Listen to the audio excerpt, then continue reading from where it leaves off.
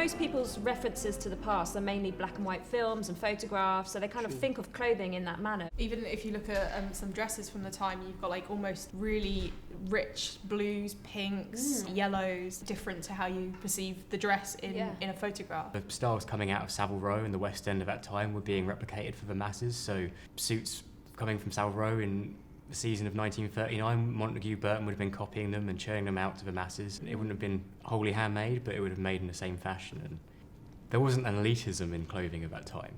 You know, working class people would have had less clothing and would have worn it more often, but the style stayed the same, so it was almost a democracy in fashion. This woolen dress, beige with green and gold stripes, costs £2 1 shilling. The jacket is the top half of a cardigan suit, costing £3 16 5. The colour still maintained, even though the clothing was becoming more simple because of utility clothing. For example, how about this for a basic outfit? Under the suit, a fawn blouse, £1. Total cost, the whole works, £12 17 and twopence. So, when it's your turn to get your civvies, make your choice carefully, and remember, planning's the thing. And though you had obviously wartime restrictions and rationing, the quality by no means was inferior. A lot of the stuff was very well made, very well tailored. It was meant to last for years, maybe even decades. So the quality was still there, even if the shortages were in place. Remember, many of you will be starting your wardrobe from scratch, and you'll want your grant of £12 10 to go a long way. Today, many well-known houses are making inexpensive clothes of good quality and design. Look over the clothes you've got.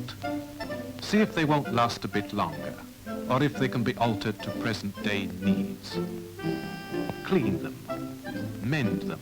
Obviously, most of us wear these clothes, you know, regularly or on a daily basis. This is like a wartime made jacket. Well, this is obviously a jacket that probably once started out its life as a man's jacket, but has been retailored to fit the female form. For women's clothing especially, very structured looks which have definite military influence. So when you're talking about the shoulders and things like that, very strong shoulders and lots of buttons, you know, for that kind of military mirroring. I think one of the reasons why we all like these clothes is the quality. And just the fact that we're all still able to wear these 70, 80-year-old clothes now is because they were so well made.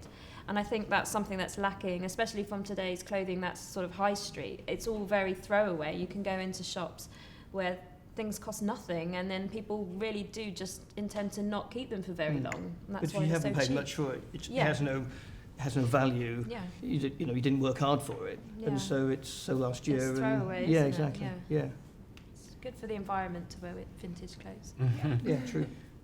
Ultimate recycling. Yeah. I think everything that we decide on as being right is always based on archive material. Come from the IWM. Especially for women's military wear, there's an amazing collection of their colour slide film that IWM have of ATS and things, absolutely gorgeous pictures.